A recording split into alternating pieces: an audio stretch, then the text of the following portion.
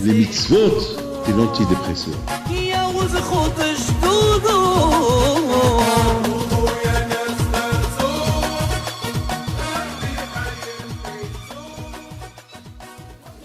ברשות מוריי ורבותיי,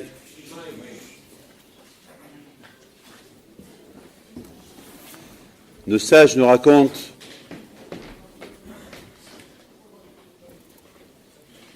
ils essaient de nous expliquer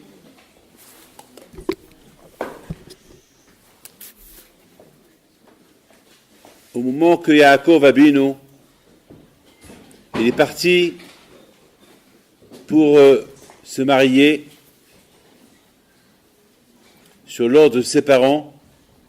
Bien sûr, je parle à la permission du Ramarad Atra, Rav Gaon Rav Beros, président du comité de cette belle synagogue de Sarcelles.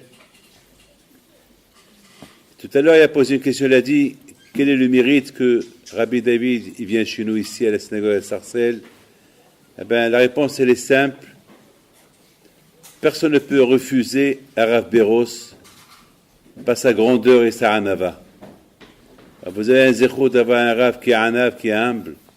On ne peut pas le refuser. Le refuser, c'est de l'orgueil. Alors que nous sommes en face à un Rav qui est anav, donc on ne peut pas dire non. Donc à Botaï, comme vous savez que Yaakov Abinu, il est parti pour chercher une femme, pour le mariage. Et le pauvre, lorsqu'il est parti, il avait un problème, il n'a pas d'argent. C'est pas comme il est Ezer, le serviteur d'Abraham, lorsqu'il est parti pour demander la main de Rivka, il est parti avec 10 chameaux, plein d'or, d'argent, des cadeaux, du manger, des fruits, des légumes, de tout. Tous les fruits d'Eretz Israël, il les a pris avec lui, du vin, de tout. Et voilà, il arrive, Yaakov Abinu alav shalom, il se rappelle, le Ebed, le serviteur de mon grand-père, il est parti chercher Rivka avec beaucoup d'argent, et moi je vais aller demander la main de Rachel. Avec quoi? Surtout que Lavan c'est un voleur, c'est un rachat, il est très intéressé. Ce qui l'intéresse le plus c'est l'argent. Et comment je vais arriver chez lui sans argent, sans rien du tout? Comment je vais faire? Et ça, Enai Eleharim, Me'aïn Abo Ezri. Yaakov Abinu a commencé à lever ses yeux vers le ciel et dit Hachem, d'où mon bonheur va venir? Qui va m'aider? Qui va venir me secourir? Au secours, comment? Et Yaakov Abinu alav shalom tout de suite, il donne la réponse à sa question. Ezri me'em Hachem. Lorsque quelqu'un il a un problème, s'il n'a pas de Emunah à Kadosh Baruch Hu, le problème, c'est un problème. Mais quelqu'un qui a l'Emunah à Kadosh Baruch Hu, eh bien, qui dépend de Kadosh Baruch Hu. Écoutez bien, lorsqu'un enfant il pleure, sa maman elle va se lever, elle va lui donner à manger. Il y a une raison pourquoi il pleure. Il se peut qu'il n'a pas de raison, c'est pas possible. L'enfant en général il veut dormir, mais il a faim. Eh bien, nous aussi c'est ce qu'on doit faire. Lorsqu'on a un problème, on pleure, on prie, on demande à Kadosh Baruch Hu. Et c'est pas possible qu'il ne va pas nous répondre. Et ça, Enai Eleharim, mais Aïe Yabo Ezri. Shlomo Melech, Yaakov Abinu alav shalom, lorsqu'il est parti chez Lavan, son oncle, qui va devenir son beau-père, il dit comment je vais aller chez lui? Et ça, Enai Eleharim, il a commencé à prier, pas le mérite d'Abraham, d'Isaac. Mais Aïe Yabo Ezri, d'où va venir ma délivrance? Comment? Bémet, mes amis, il faut être réaliste. Il faut savoir que Yaakov Abinu alav shalom, il a fait des rêves. Il est parti avec des rêves. Il est arrivé à Kadosh Baruch Hu, il a promis des promesses, et des promesses, et des promesses. Ce c'est que des rêves. C'est des rêves, vous savez, on rêve des rêves, qu'on est milliardaire, riche, on peut faire beaucoup de rêves. On se réveille, il n'y a rien. Rien, c'est un rêve. Mais Yaakov Abinu alav shalom, lorsqu'il est arrivé à Kadosh Baruch Hu, Yaakov Abinu alav shalom, il avait une grande émouna à Kadosh Baruch Hu. Mais quand même, il va partir qu'avec des promesses. Parce que Kadosh Baruch Hu, il lui a rien donné. Il a rêvé. C'est un beau rêve. Il est arrivé à Kadosh Baruch Hu, qui lui dit, je vais te protéger, et n'aie pas peur, je vais te ramener chez toi à la maison, n'aie pas peur, tu vas voir, je vais te donner à Israël, la tête d'Israël, et tu vas être en bonne santé, n'aie pas peur de Laban. Mais quand même, le pauvre Yaakov Abinu, il avait un problème, c'est un beau rêve. Il a senti à Kadosh Baruch Hu, il sait que tout est vrai. Mais quand même, le pauvre, il n'a rien du tout. Comment il va commencer son dialogue avec Laban? Comment il va commencer avec lui? Il arrive chez lui. Il va lui dire, qu'est-ce que tu veux? Bon, il va croire que je suis milliardaire. Je viens te demander la main de ta fille. Et voilà. Flous. Dinero. Kesef. Geld. Monnaie.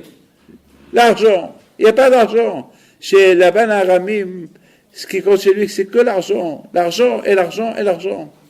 Comment je vais faire? Il va me donner, vous savez quel âge il avait à Yaakov? Il était vieux, ne croyez pas qu'il était jeune. Il avait presque 74 ans. Il était vieux, Yaakov Abinu. Très vieux, Yaakov Abinu. Comment il va faire, miskin? Comment il va faire? Raboté, c'est ça l'émouna. L'amina HaKadosh Baruch Hu. C'est ce qu'il veut nous enseigner Yaakov Abinu. Il faut avoir l'émouna HaKadosh Baruch Hu. Il faut aller avec lui jusqu'à la fin. Il aurait pu se poser des questions, mais comment je vais faire? Très bien, Hachem, avec toutes tes promesses. Ouais, fais un miracle, que je trouve un peu d'argent. Fais un miracle, que je trouve quelques billets, quelques euros, quelques dollars. Fais un miracle, que je trouve des diamants. Je ne sais pas, moi, Kadosh Baruch Hu, il peut. Yaakov Abinu, il peut prier à Kadosh Baruch Hu. Qu'est-ce que tu es en train de prier? Prier à Kadosh Baruch Hu, donne-moi. Il n'a même pas prié. Il est parti avec des promesses. Des promesses. Il faut imaginer que je dis à quelqu'un, je te fais une promesse. Une promesse, ça va, une promesse. Mais quoi? Une promesse, c'est une promesse. Il n'y a pas ça. Il n'y a rien du tout. Il n'y a rien de concret. Une promesse. Il n'y a rien de concret. Il y a une promesse.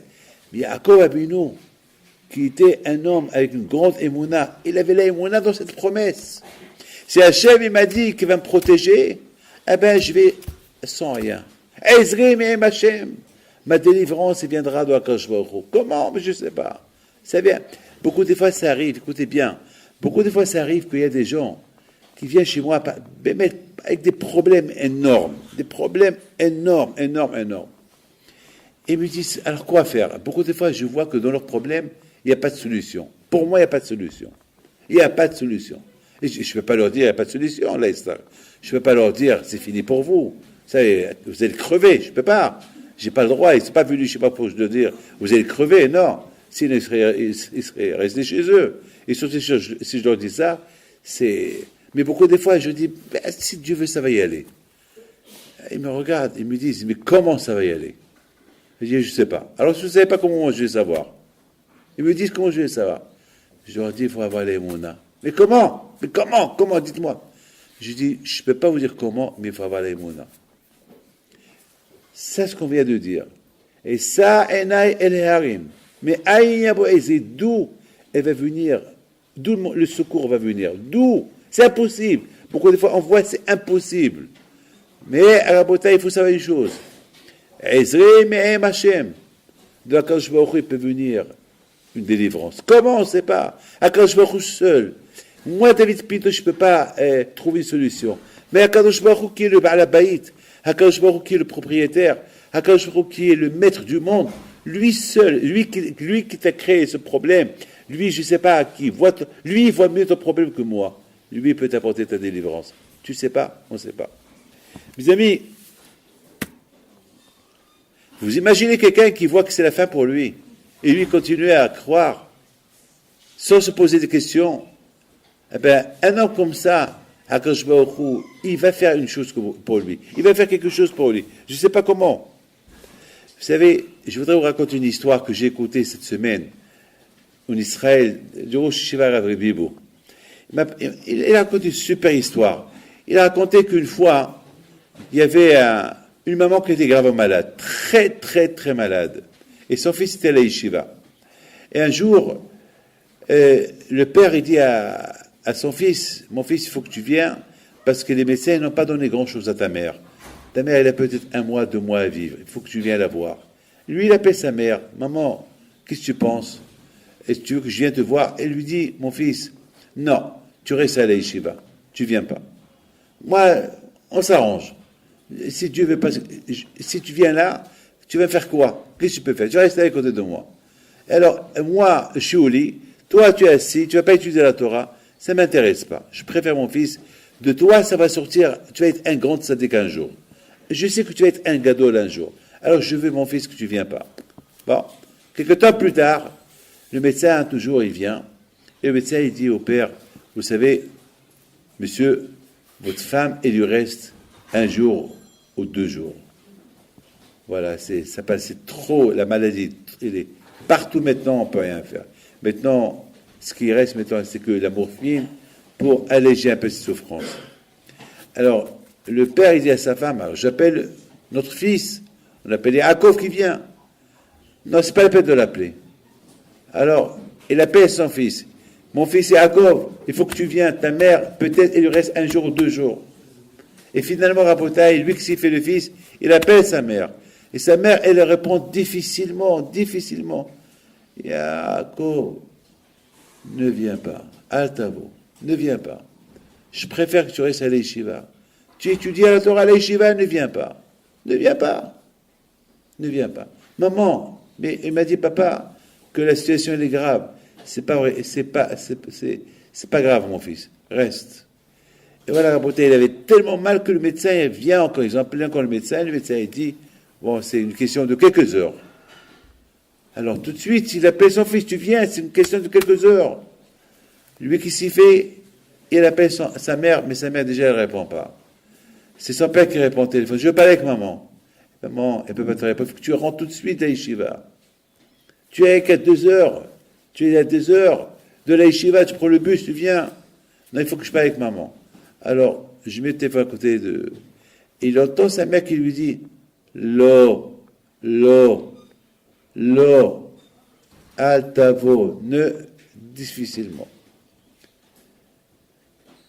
Il entend le père qui dit à sa mère, mais maman, laisse Yaakov venir. Moins que, il n'a pas voulu dire Kiachema, mais qui vient, Lo, Shishev Vilmad, qui continue à étudier. Finalement, la bataille, la maman, la pauvre, elle est morte quelques heures plus tard. Et c'est là qu'il est venu le fils. On lui a dit, maintenant, c'est viens à l'enterrement de ta mère.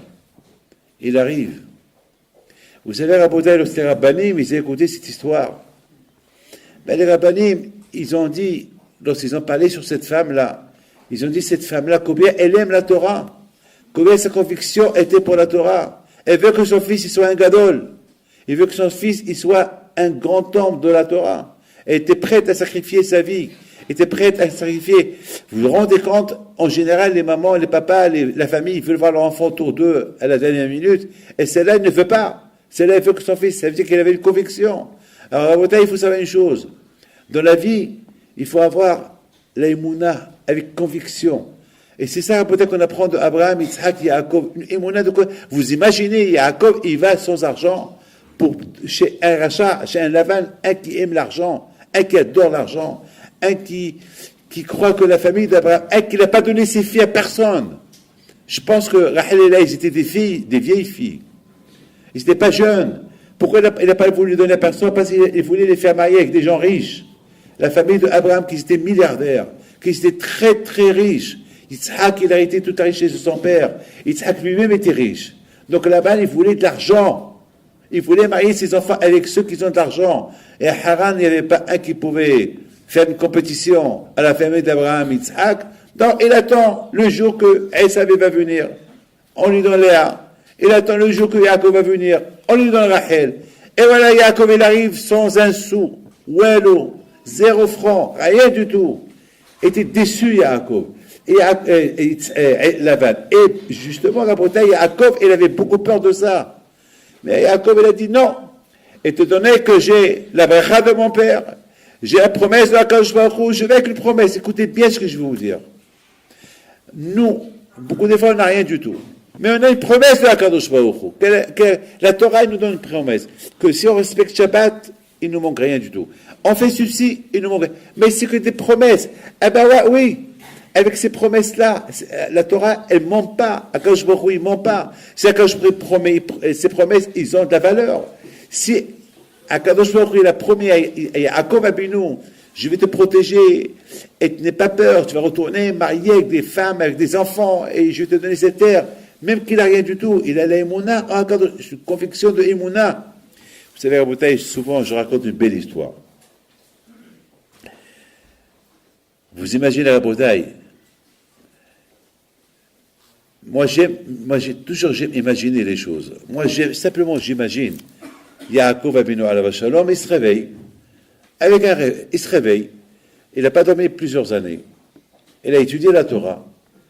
Et lui, sa conviction, c'est la Torah. Écoutez bien. Et Yaakov Abinu alav shalom, à un moment donné, il se réveille pour partir chez Haran, sans rien du tout. Avec l'Emouna, Ezrim et Machem. Il va avec la conviction, Ezrim et Machem. Ah ben je vais vous raconter une histoire presque pareille. Une fois, je me trouvais à Marseille. Il y a une histoire qui date d'une quinzaine d'années, mais tellement belle que je vous la raconte. Et à Marseille, avant j'allais souvent. Je recevais les gens, et voilà une jeune femme qui vient pour une bracha, pour le mariage. Et je lui fais la bracha, elle s'est attachée, puis elle se retrouve à une pinto. Bon, l'histoire, elle se termine. 6 mois plus tard, je la revois. 1 an plus tard, je la revois. 1 an et demi plus tard, jusqu'à que. Et c'est pas contenté qu'elle vienne me voir, que lorsque j'allais à Marseille, pour qu'elle vienne me voir, elle commençait à venir à Lyon, elle commençait à venir à Paris. Soit que je la voyais presque 20 fois dans l'année. À un moment donné, pour moi, c'était comme l'harcèlement. Je commençais à avoir peur d'elle. Mais dès que je la voyais, elle me faisait elle me fait, Zama, je suis encore célibataire. Qu'est-ce que je vais faire? Qu'est-ce que je vais faire? À un moment donné, je vous donne par d'honneur, chaque fois que je la voyais, ça me donnait l'envie de me sauver. Et voilà, une fois, j'étais à Marseille et je donnais un cours et de loin, je la vois. Wow, tenez. Elle est encore là. Elle est encore là. J'ai dit à celui qui était à côté de moi, j'ai dit, moi, Marcelo, est-ce qu'il y a une porte de secours? Est-ce qu'il y a une porte de secours? Mais Rabbi David, puis tout le monde est là, il veut le bracha. Je lui dis, aujourd'hui, il n'y a pas de bracha, je suis fatigué et je ne peux pas. Est-ce qu'il y a une porte de secours? Derrière, par là, il y a une porte. Je dis, bon, dès que je termine de chez haut, je prends cette porte. Alors, prépare que la voiture soit là-bas. Et j'ai parlé avec eux. Bon, tout était prêt. Je lui ai dit à la bouteille, voilà, je vous fais une bracha tous, levez-vous. Et voilà, considérez cette bracha comme une bracha personnelle pour chacun de vous. Et, une belle bracha. Et vite, je me sauve. Je sors de la porte de ce secours et je revois, elle est là. Dès que je l'ai vue, je croyais que j'allais mourir. Avec déjà le cœur qui... Elle me dit, Rabbi David, je ne suis pas encore marié. Alors, que je fais? Mais qu'est-ce que je fais? Elle a commencé à me crier. On dirait, je dis, qu'est-ce que je te fasse? Mais il faut. Je lui ai dit, cette femme-là, il faut que je me débarrasse d'elle une fois pour toutes. Lui dire, il n'y a pas de mariage, haram. Lui dire, t'es fini. Je lui dis, tu es moche, ou alors. Je lui dis que parce que toi, tout ça, haram, je ne peux pas lui faire ça. Je lui dis, madame, vous savez, je pense que Thomas Zal, il est en Australie. Alors, je sais qu'avec cette phrase-là, je l'ai condamné à vie. C'est une condamnation à vie. Mais Bémet, je dois parole d'honneur, c'est une histoire vraie. Elle me dit, quoi l'Australie? Je dis, l'Australie. Elle me dit, l'Australie. Mais c'est où l'Australie? Je dis, ben, cherche la carte géographique, va chez Thomas. Cherche. Elle m'appelle quelques jours plus tard, elle me dit, Rabbi, vous vous rendez compte, ça coûte très cher. Et en plus, c'est presque 20 heures de vol, comment je vais aller? Je dis, ben, justement, c'est un problème. Ben, je ne sais pas, mais Thomas Zell, il est là-bas. Et vous pensez? Je dis, oui. L'histoire, elle se termine, je ne l'ai plus revue pendant 2 ans. Bah, j'ai dit, c'est là, elle a accepté, la pauvre, son destin, elle n'a pas de mazal, qui va la prendre, ce qui n'a de réussir, c'est une fille pauvre. Et voilà, raconter un jour, j'étais à Marseille, et voilà, de loin, je la vois. Et moi, elle est encore là. Elle m'a laissé respirer pendant 2 ans, et maintenant, voilà, elle est encore là. Mais j'ai remarqué qu'elle avait un enfant dans ses mains. Eh oui, un enfant. Après, j'ai remarqué, il y avait avec moi le Dayan de Marseille de l'époque, c'était Rav Haï Abraham, lui était à côté. Moi, j'ai passé pour une bracha. Là, je ne me suis pas sauvé. Parce que j'ai vu qu'elle était avec un homme et un bébé. J'ai dit alors, ou c'est son frère, ou c'est le bébé de son frère, ou c'est sa sœur, ou peut-être, mais je voyais qu'elle sourit, qu'elle rigole, qu'elle est contente, chose que j'ai jamais vue auparavant. Voilà, la bouteille s'approche, elle arrive. Je dis alors, elle dit Rabbi David Baruch Hashem, voilà mon mari, voilà mon fils. Eh bien, j'ai fait ce que vous avez dit. Vous m'avez dit d'aller en Australie. Eh bien, je suis parti en Australie. J'ai dit, non. Ben oui, vous avez dit l'Australie. Ben, j'ai vendu mes bijoux. J'ai vendu ce que j'avais à vendre. Ma famille se sont moqués de moi. Et je suis parti en Australie. Et j'étais à l'hôtel, le seul hôtel qu'il y avait, un hôtel religieux. Donc, je suis parti là-bas. Et je ne savais pas pourquoi je suis parti là-bas. Puis, j'étais à l'hôtel pendant une semaine. Le propriétaire de l'hôtel, il voit que chaque jour je priais. Parce que j'avais pris sur moi de faire Perki Shira, Shira Shirim, et les tfilotes.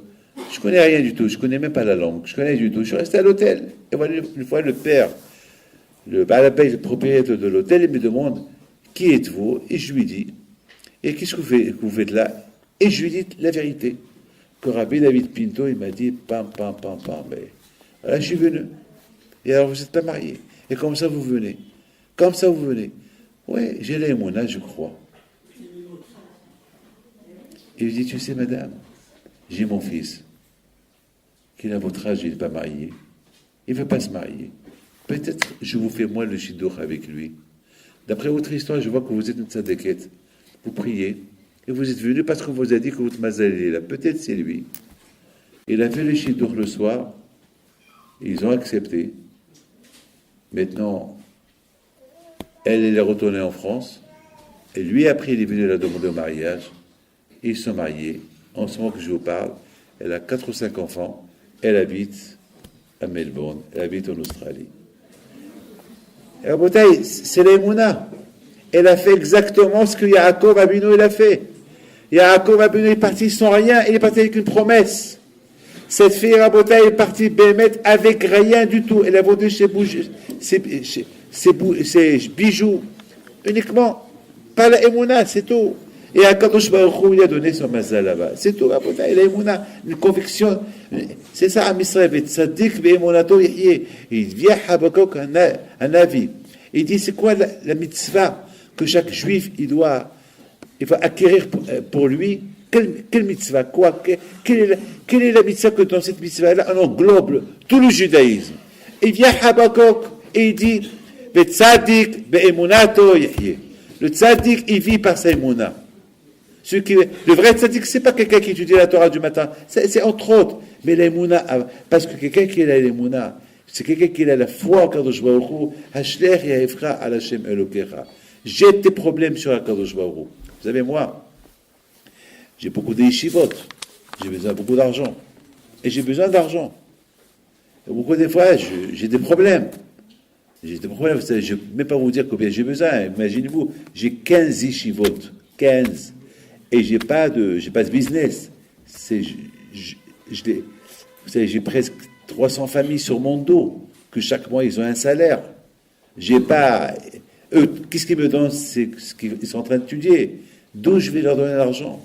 Ben, pourquoi des fois, je dis à Kadosh Baruch Hu, moi, je fais ce que tu veux, à toi de faire...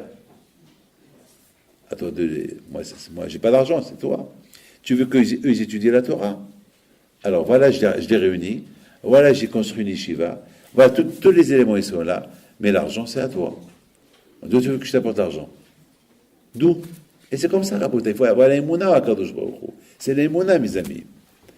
Mes amis, je voudrais vous dire une chose. Écoutez bien ce que je vais vous dire. Surtout pour vous, les femmes, c'est important pour vous de lire Pirkei Shira de temps en temps.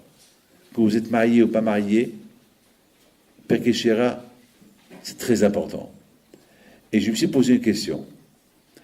Les Hachamim, ils ont dit, il faut lire. Vous savez, c'est quoi Pirkei Shira? Pirkei Shira, c'est les prières que les animaux ils font à Kadosh Baruch Hu. Déjà, on pose la question. Pourquoi les animaux, ils font... S'il vous plaît, vous me laissez parler. Vous avez bien écouté ce que je vais vous expliquer, quelque chose que vous ne savez pas encore. On se pose la question. Moi, je me pose la question. Pourquoi un animal doit faire la shira? Pourquoi un lion, il fait la shira? Il donne des éloges. Chacun, il fait des éloges selon ce qu'il représente. Par exemple, il y a le chien. Je prends le chien. Le chien, il dit, venez, on va se prosterner devant Akadosh Baruch Hu qui nous a créés. Vous imaginez qui dit ça? C'est le chien. Le chien, il fait cette prière-là. Le chien, un chien, il dit, c'est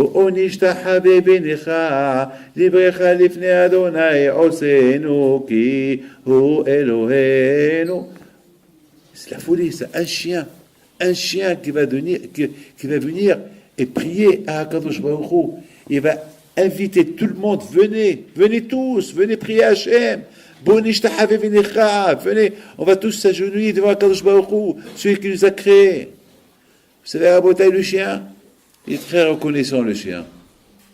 Le chien, tu lui donnes à manger une fois, il donnera sa vie pour toi. Il se colle à toi. Et jamais il te lâchera, le chien. Vous savez, Rabotai, que tellement que le chien, il est reconnaissant, qu'il peut mourir pour son maître. La souris, elle peut donner sa vie lorsqu'il y a du poison. Ils ne savent pas est-ce que c'est du poison ou pas. Il va y avoir une volontaire. Une souris qui va dire, moi je vais manger la première. Et si je meurs, alors ne mangez pas. Elle est prête à donner sa vie pour sauver d'autres, la souris. La cigogne, la Hassida, on l'appelle Hassida, parce qu'elle fait du Hesed. Le chat, il respecte la pudeur.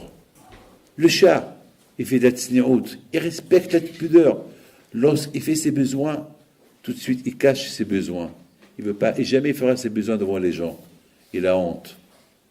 À tel point que Hachamim, ils ont dit que si Hachem ne nous aurait pas donné la Torah, alors on aurait appris des animaux des Eretz.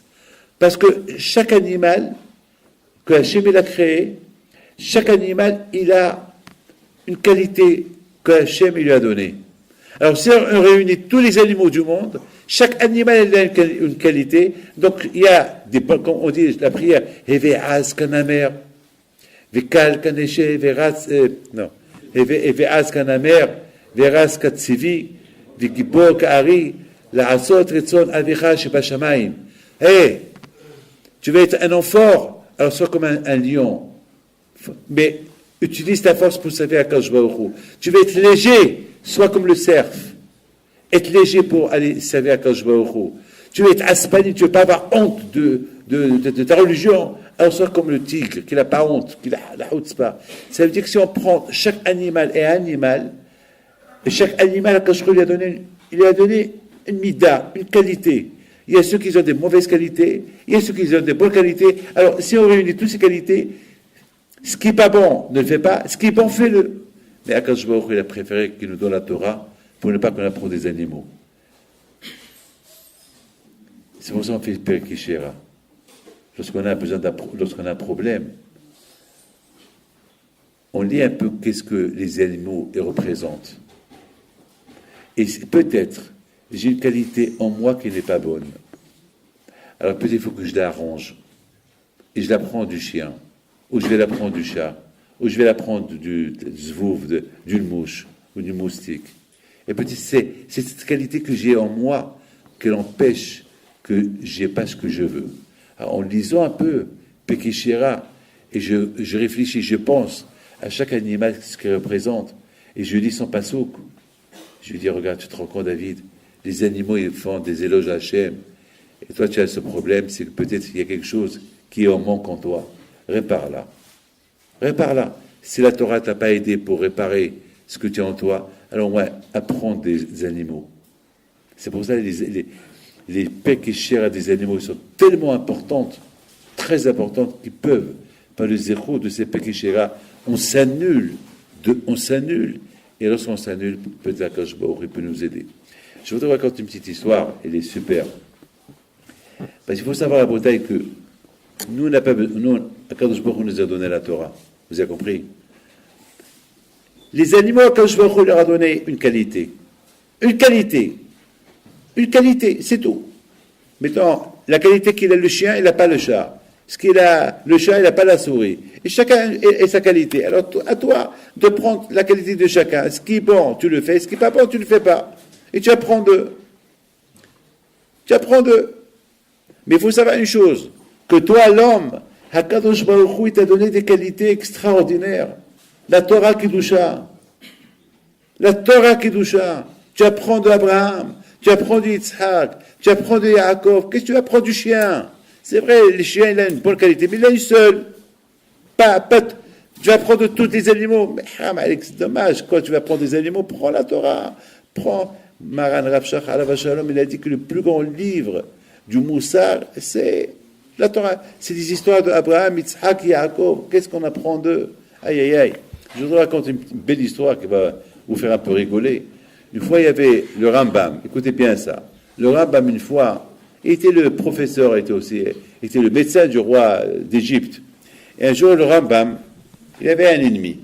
Et cet ennemi-là, il ne pouvait pas, c'était l'adjoint du roi. Il ne pouvait pas le supporter. Et un jour, le Rambam, il était convoqué chez le roi. Il lui dit, tu sais, mon fils, toi, tu es mon prof, toi, tu es mon médecin, je t'aime, je t'adore, tu es quelqu'un de bien. Mais mon adjoint, il ne t'aime pas. Il ne t'aime pas, il gèle le toit, il ne t'aime pas. Alors maintenant, je te demande un service. Il lui dit quoi? Et c'est ce que je te demande, c'est que je vais vous convoquer tous les deux, il va te proposer quelque chose que peut-être tu ne vas pas le refuser, parce que sinon, je risque d'avoir une révolution ici en Égypte. Il dit, Majesté, qu'est-ce que tu veux exactement? Il lui dit, je ne sais pas. Il va te proposer quelque chose, je l'appelle, tu vas voir. Alors le roi, il appelle le vizir, l'adjoint au roi. Il arrive, l'adjoint au roi. Et l'adjoint au roi, il dit au roi, Majesté, merci de nous avoir convoqués tous les deux, mais il faut savoir une chose, que je ne comprends pas ce Rambam, ce rabbin-là, qu'est-ce qu'il fait chez nous ici? C'est un juif, il n'est pas comme nous, et ce n'est pas à nous de lui faire confiance, et on ne sait jamais qu'est-ce qu'il peut nous faire comme mal, parce qu'il est trop intelligent, et son intelligence, il peut provoquer du mal. Alors, le roi, il dit, qu'est-ce que tu proposes? Il dit, écoute-moi, les deux, on va essayer de faire quelque chose d'extraordinaire. Moi, par exemple, je vais le prouver que je peux dresser un chat et le rendre un serveur. Un chat. Non. Le roi dit quoi? Mais tu te rends compte ce que tu dis? Toi, tu veux dresser un chat, tu vas le rendre steward, hôtesse de l'air. Toi, il dit oui, Majesté. Ouais. Et je voudrais bien voir un Rambam qu'est-ce qu'il peut faire. Et je peux même lui apprendre à parler, dire quelques mots. Alors il dit, attends, mais il dit que miaou.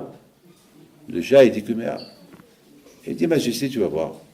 Et le roi, il dit au roi, et le roi, il dit au Rambam, et toi, qu'est-ce que tu peux faire? Il a dit, moi, ce que je peux faire, je peux le prouver que le chat, c'est qu'un chat. Et le chat, jamais peut devenir steward, il ne peut pas devenir pilote, il ne peut pas devenir hôtesse de l'air. Et un chat, c'est un chat. Un chat, Akadosh Baruch Hu lui a donné une seule qualité, c'est tout. Nous, l'être humain, on a beaucoup de qualités, comme je vous ai expliqué tout à l'heure. On lui a donné 6 mois de préparation. Et le Rambam, alav shalom, pendant 6 mois, il était à la yeshiva. Il écrit son livre, il y a la Hazaka. Et le Rambam, alav shalom, il ne s'est même pas occupé de...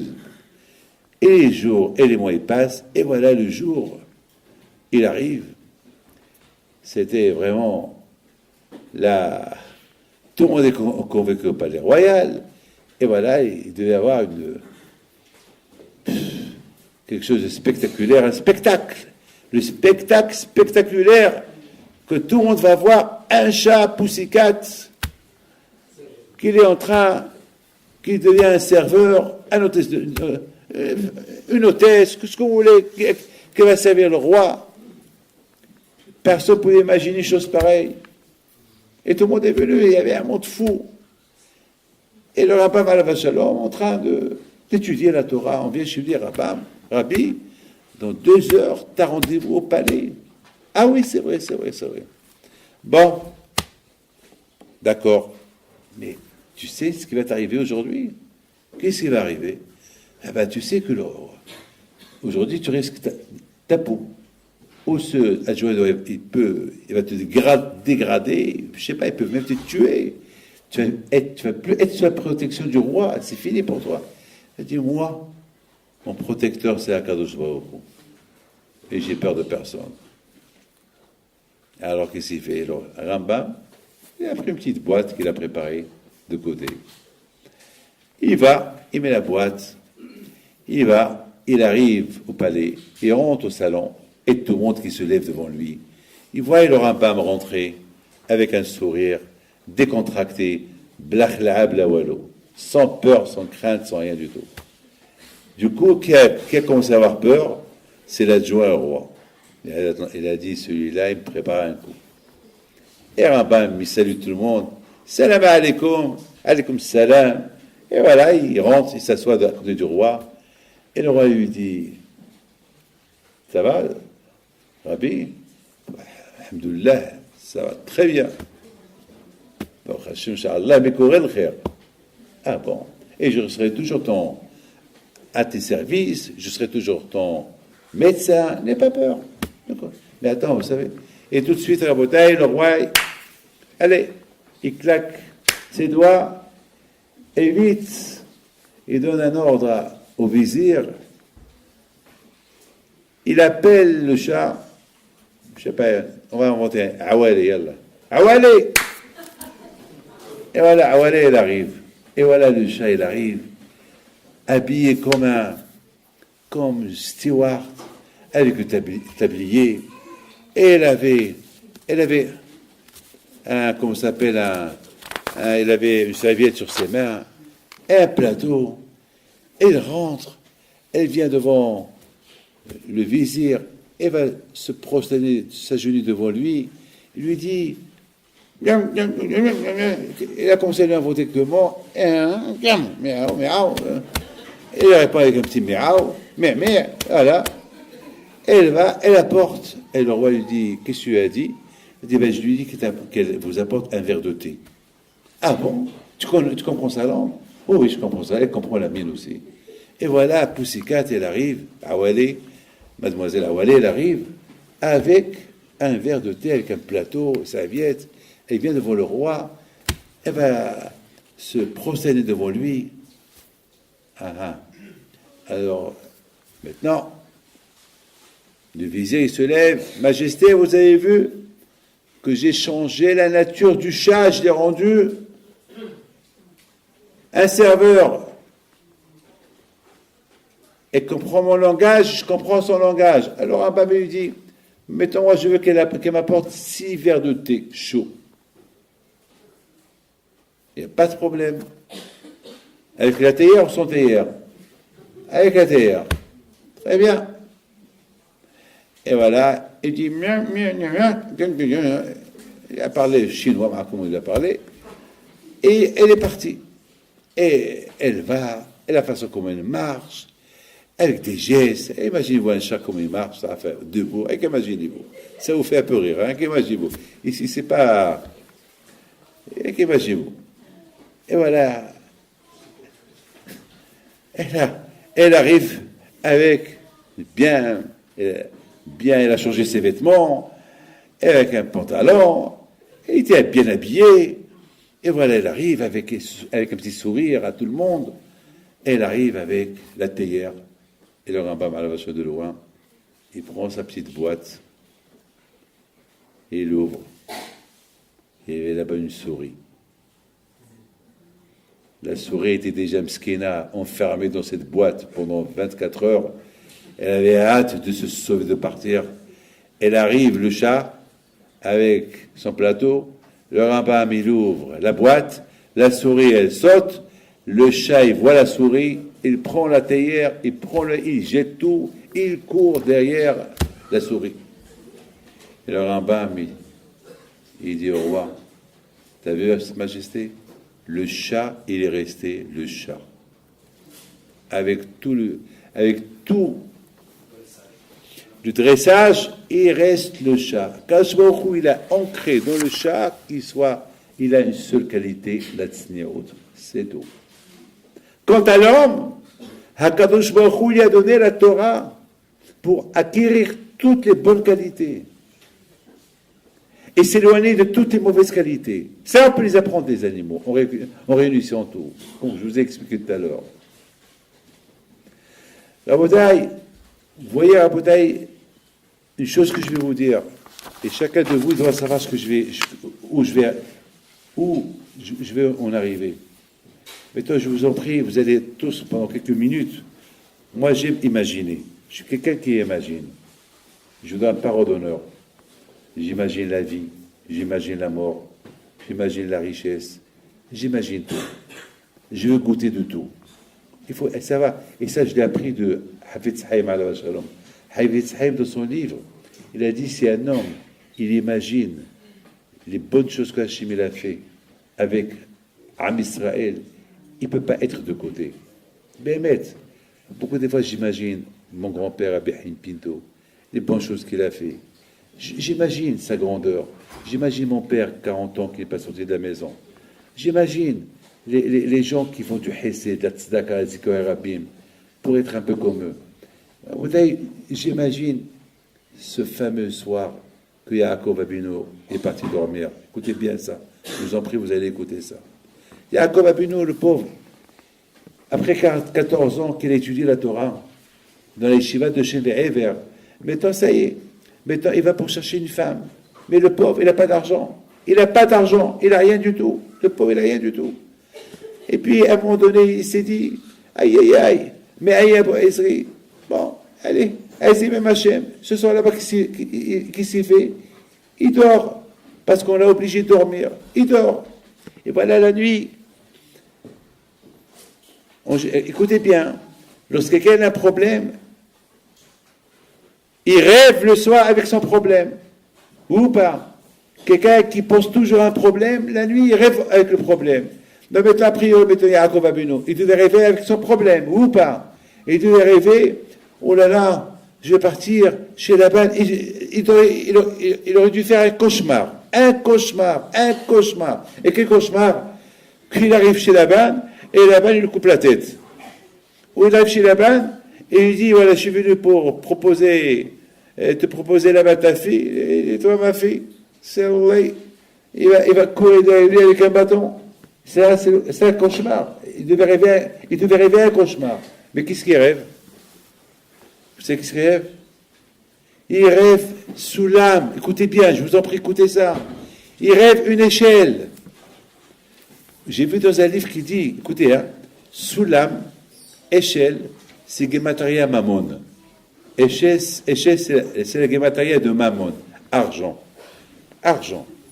Et j'ai vu Rabotai de Sadikim qui disent comme ça. Ils disent que l'argent, il faut toujours prier à Kadosh Baruch Hu que l'argent soit à ta poche, mais que tu fais avec que des bonnes choses. Sous la Motzar Altsa, l'argent, attends, si je ne me trompe pas, je ne veux pas voler ça, J'ai lu ici, voilà. C'est dans le livre de Or Tzadikim. Il dit Soulam, c'est la gématria de Mammon. L'argent, c'est la chose la plus dégradante, parce que l'argent ne la prend pas avec nous.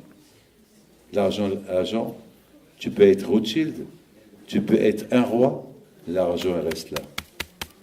Tu prends avec toi rien du tout. Mutsav Artsa.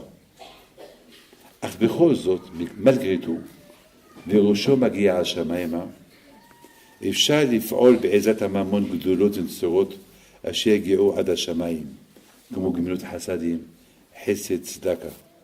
Mais malgré tout cet argent-là, si tu l'utilises bien, tu peux faire des mitzvot avec, tu crées les malachim, l'argent elle est bien. Si tu l'utilises bien. Ça veut dire à peut-être quelque part, d'après ce que je comprends, là, si je comprends bien, Yaakov Abinu alav shalom est parti dormir peut-être avec cette idée-là. Hachem, ne pense pas que si tu me donnes de l'argent, que je vais en profiter pour aller au casino, pour aller jouer, ou pour acheter une belle voiture, ou je vais acheter une bagnole, je vais acheter quoi, une Rolls-Royce. Non, je ne fais que des mitzvot. C'est ça, peut-être, je pense, le soulam. Le soulam qui représente l'argent, c'est quand je lui ai dit, Yaakov, t'es pas peur, je connais qui tu es. Tu auras de l'argent. Mais encore une fois, c'est qu'une promesse. Très bien. Il se réveille. Écoutez bien, mes amis. Il se réveille. Mais d'une fois qu'il se réveille, il était tellement heureux et content qu'il est arrivé avec le bon Dieu. Quand je vois qui lui parle, quand je lui dis, Yaakov, je t'adore, Vachem Litzav Alav. C'est pas un cauchemar qu'il a fait Yaakov Abinu. Yaakov Abinu, il est arrivé, il n'a pas d'argent, il n'a que des promesses. Mais ce qu'il a le plus connecté à Akadosh Baruch Hu, c'est lorsqu'il est réveillé, il pense qu'avec Hachem. Et lorsqu'il dort, il ne pense pas à l'argent, il pense à Hachem. Et tellement qu'il pense à Hachem, il rêve avec Hachem. Vachem Nitzav Alav. Il se réveille, il dit aïe, aïe, aïe, aïe, aïe, aïe, aïe. Manora Makomazé. Cet endroit qui est extraordinaire. C'est un endroit, c'est là où il y a la porte du ciel. La porte du ciel, la porte de la prière, c'est de là. Et si je savais que ce que cet endroit représente, eh ben j'aurais pas passé la nuit ici. Je vous en prie, écoutez bien ce que je vais vous dire. J'ai appris quelque chose ici. Yaakov Abinu alav shalom, tellement qu'il était heureux et content du beau rêve qu'il a rêvé, il a commencé à dire dommage, pourquoi j'ai dormi, dommage, pourquoi j'ai dormi. Mais ce n'était pas de sa faute s'il a dormi là-bas. Parce que quand qu'il a poussé qu'il dort. Mais malgré tout, il dit si je savais que cet endroit-là, c'est la porte du ciel, eh ben, j'aurais pas dormi. Mais c'est Hachem qui veut que tu dors. Eh ben, même si Hachem veut que je dors, eh ben, j'aurais tout fait pour ne pas dormir. Parce que je ne mérite pas que je dors dans cet endroit-là. C'est un endroit très sacré. Écoutez bien ce que je vais vous dire. Vous avez ici une synagogue. Il y a ici un Beth Midrash. Vous avez ici un rabbin. Après 120 ans, vous n'allez pas dire à Akadosh Baruch Hu, après 120 ans, je parle. Et après 120 ans, je répète, après 120 ans, d'où vous êtes? Ben, de Sarcelles. Ah, vous avez connu Rabbi Israël, le Raphaël de Sarcelles? Oui, je l'ai connu.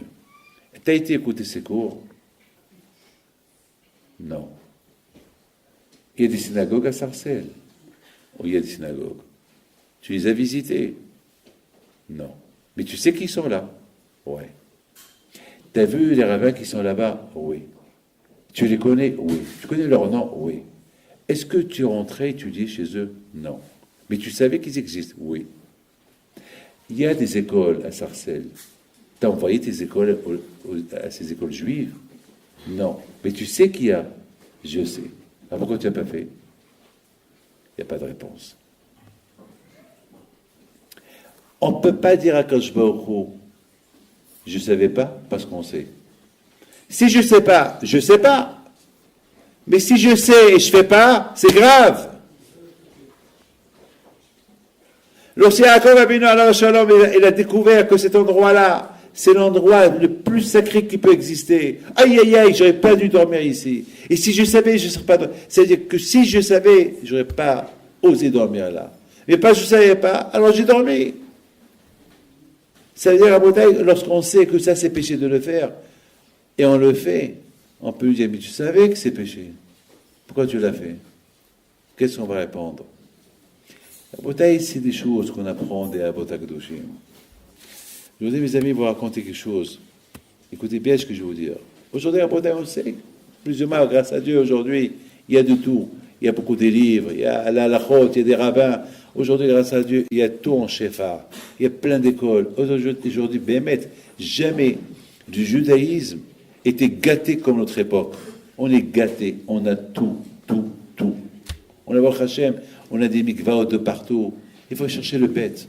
On a le manger kasher de partout. On a toutes les ashgahot qu'on veut. On a tout. On a le tsniout. Il y a une femme qui vient chez moi la semaine dernière.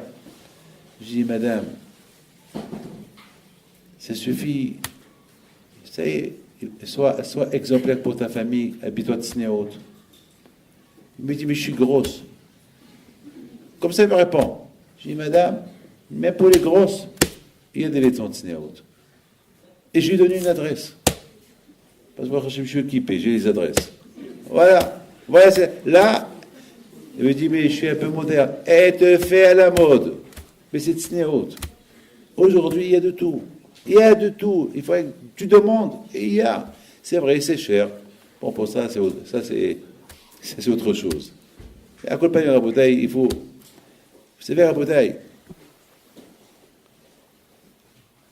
il y a un grand rave qui était gravement malade. Et lorsqu'il était à la maison, il y avait toujours de la yeshiva, il lui apportait à manger.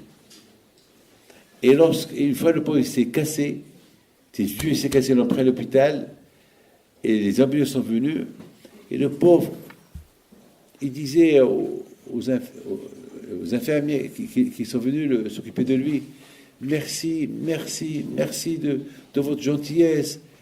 Et jusqu'à que ces gens-là qui n'étaient pas religieux, ils ont dit après, mais c'est pas possible, on croyait que les religieux, ils sont pas... Regarde, donc, et ce monsieur-là, ce rave-là, il a presque 95 ans, et très vieux. Et quelle politesse. Et chaque fois, il nous dit merci. Mais il y a de quoi de... On nous a tellement critiqué les religieux, mais on voit que la politesse. Et tout de suite, le rave alav shalom, c'était Rav Shach. Il dit alav shalom à ceux qui l'accompagnent, je t'en prie, tu appelles Haïm, le cuisinier, celui que chaque jour il m'apporte à manger, dis-lui que je suis à l'hôpital, qu'il ne se dérange pas. Mais rapportez, mais c'est d'un folie, regardez cette tzadikim, comment il vivait.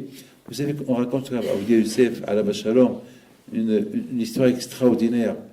Il y avait une fois, ça s'est passé l'année dernière, il y avait une fois une femme, la pauvre, avec son mari, ses enfants, ils ont fait un accident de voiture vers Tzfat et tout le monde est mort. Tout le monde est mort là, Esther. Il ne restait que une fille vivante. Une fille. Donc, sa famille, un jour, ils ont décidé de la prendre sur Abu Yosef pour une bracha. Alors, lorsqu'ils l'ont fait rentrer chez lui, et lorsqu'ils lui ont dit que c'est une rescapée d'un accident, alors il lui dit, ma fille, raconte-moi ton histoire.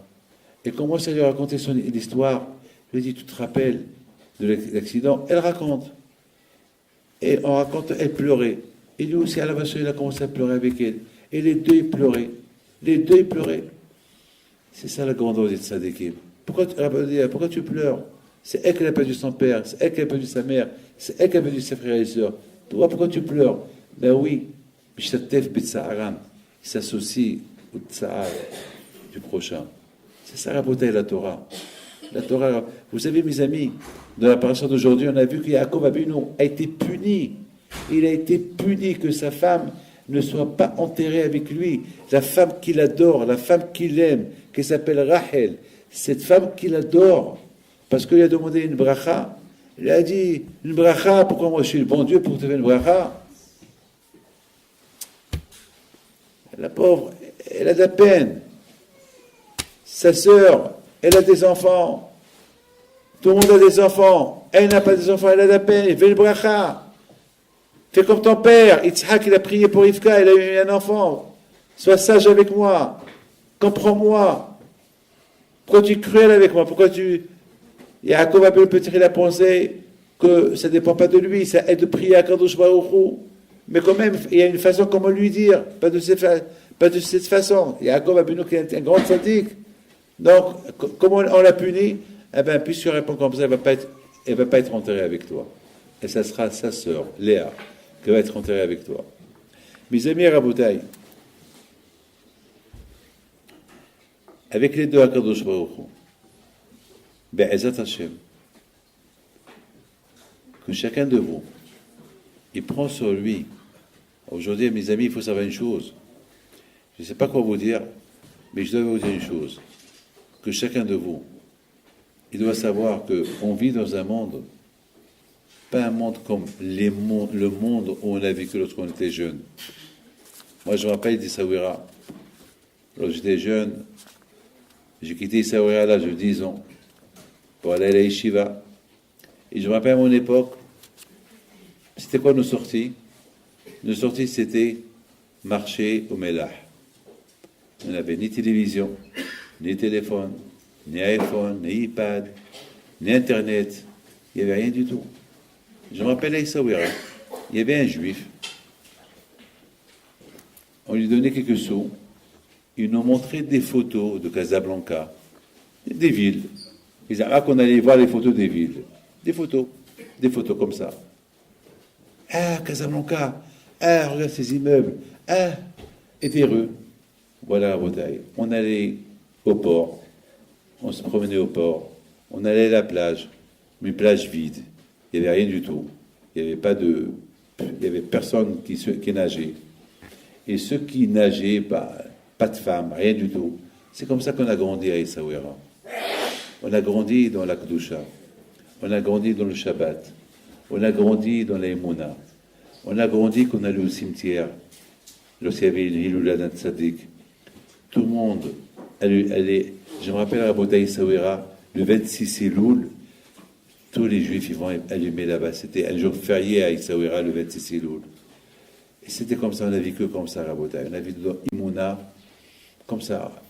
On n'était pas riches. Il n'y avait pas de manger. Il n'y avait rien du tout. Je me rappelle, papa, il a acheté une petite bouteille de Pepsi-Cola. Et que pendant tout le Shabbat, il nous donnait la ration. Il donnait quelques gouttes. Et pendant toute la semaine, chaque jour, il nous donnait pendant le repas un peu. Pour moi, on était 4 ou 5 à la maison. On goûtait. Et le vendredi matin, la bouteille, il nous l'a donnée pour qu'on l'apporte. On achète encore une bouteille, toute petite bouteille de Pepsi-Cola. Pas la grande bouteille. Une petite bouteille d'un verre. Voilà comment on a grandi. On a grandi avec la soupe. Parfois, il n'y avait rien à manger le matin. Et parfois, il n'y avait même pas du lait. Parfois, la viande, on ne la mangeait pas pendant un mois. Et c'est comme ça qu'on a grandi. On a grandi dans la haniyut totale. Mais on a grandi dans la richesse spirituelle. On a grandi dans la Emouna. La Emouna nous rassasiait. Toujours, on vivait avec l'espoir. Si Dieu veut, Be'ezat Hashem, si Dieu veut. On était riche avec le mot si Dieu veut. On était milliardaire avec si Dieu veut, on va avoir. Si Dieu veut, on va avoir. Be'ezat Hashem, on va avoir. Et on n'a rien eu, on va avoir. Un jour, j'étais amoureux d'une cravate. Oh oui, il y avait un juif qui a acheté une cravate. Et j'avais envie d'une cravate. J'avais 9 ans. Mais à Essaouira, personne ne vendait les cravates. C'était ce juif-là qui est venu à Essaouira. Et j'ai vu sa chemise, j'ai vu qu'il portait une cravate. Et je ne sais pas, je suis chez ma mère, je lui dis, maman, tu as entendu parler d'une cravate? Mais elle dit, oui, à Marrakech, j'ai vu des gens qui portaient les cravates. Voilà la réponse. Parce que la famille de ma mère, ils étaient riches.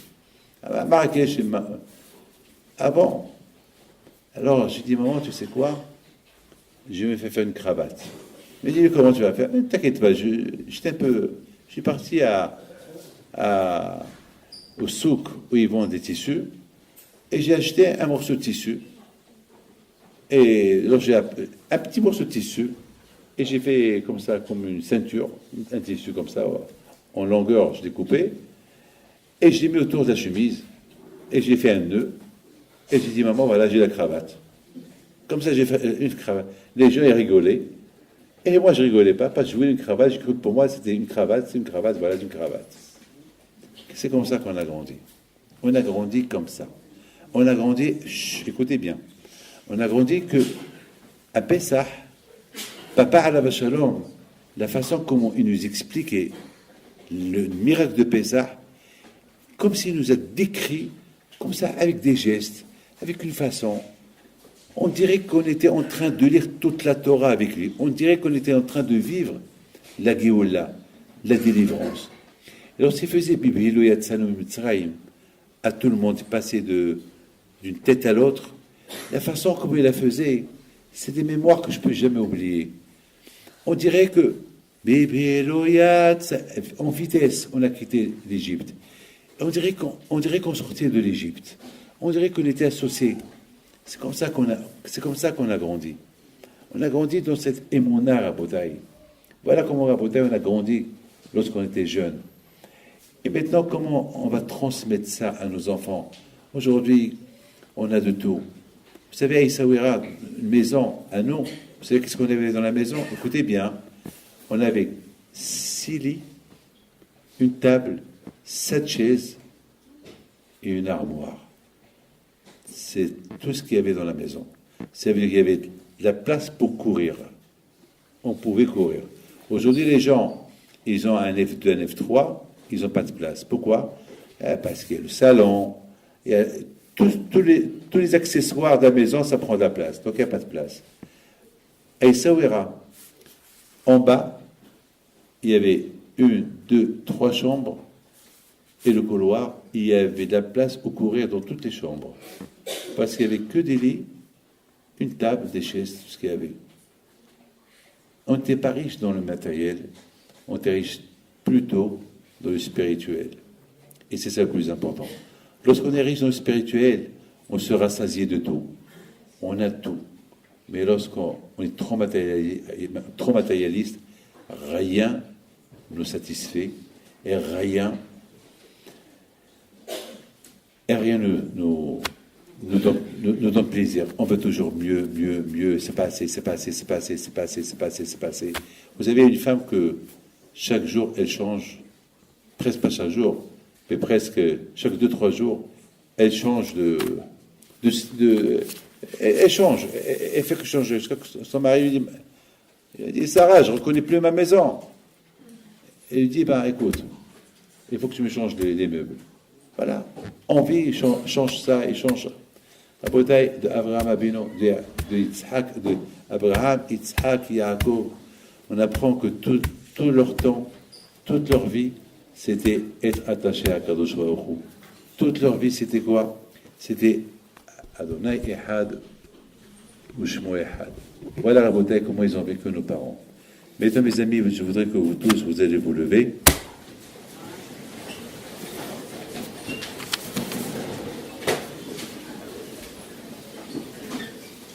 Tout d'abord, je voudrais dire merci à Rav Beros de nous avoir invités pour vous donner un cours de Torah. Je voudrais dire un grand merci à Rav Abraham Eladad, que c'est grâce à lui que je viens à Sarcelles depuis 25 ans presque. Et à vous tous, le comité de cette belle synagogue. Je voudrais rapporter que vous sachiez tous, que vous tous ici, Sarcelles, c'est la ville, on appelle Yerushalayim. Sarcelles, d'ailleurs, je vous dis un secret aujourd'hui, il y a 22 ans, je voulais habiter à Sarcelles. Il y a 22 ans, je voulais habiter à Sarcelles. Bon, pour vous dire, il y a 22 ans, mais après, c'est pas fait. Ici, vous ne pouvez pas dire à Sarcelles qu'il n'y a pas des écoles juives. Vous avez le choix. Vous ne pouvez pas dire qu'il n'y a pas d'école olim. Vous avez le choix. Vous ne pouvez pas dire qu'il n'y a pas des rabbins. Vous avez le choix. Vous ne pouvez pas dire qu'il n'y a pas la Torah. Vous avez le choix. Donc, à Botaïs, vous avez tout pour être un bon juif. Alors, je vous bénis. Bisrout Rabbi Pinto. Bisrout Maran Rabbi Yosef Alav Shalom, que nous sommes encore dans son année, que Hachem vous protège, qu'Akash Baruch Hu vous donne bracha et tzlacha, qu'Akash Baruch Hu il donne à ces jeunes filles et jeunes garçons qui ne sont pas mariés un beau mazal qui est ratson, un mazal un vrai mazal qui est ratson, que Hachem il vous envoie refoua shelema, que Hachem vous protège de Enara qui est ratson, איש יברך אבותינו אברהם יצחק ויעקב משה ואהרון דוד ושלמה ויברך את כל הקהל הקדוש הזה גדולים וקטנים הם ובניהם שייתן יוחש עליהם מה כדי על מה ויברך אתכם ויזכה אתכם ימלא הקדוש ברוך הוא את כל משרות לבכם בטובה ויבטל מעליכם כל גזרות קשות ורעות וגזור עליכם גזרות טובות ובזכות קדושת הלילה תגן בעדכם תמלא עליכם רחמים וכן יהי רצון ונאמר אמן. הקדוש ברוך הוא יבודון ברכה והצלחה בכל מעשי ידיכם, אמן כן יהי רצון.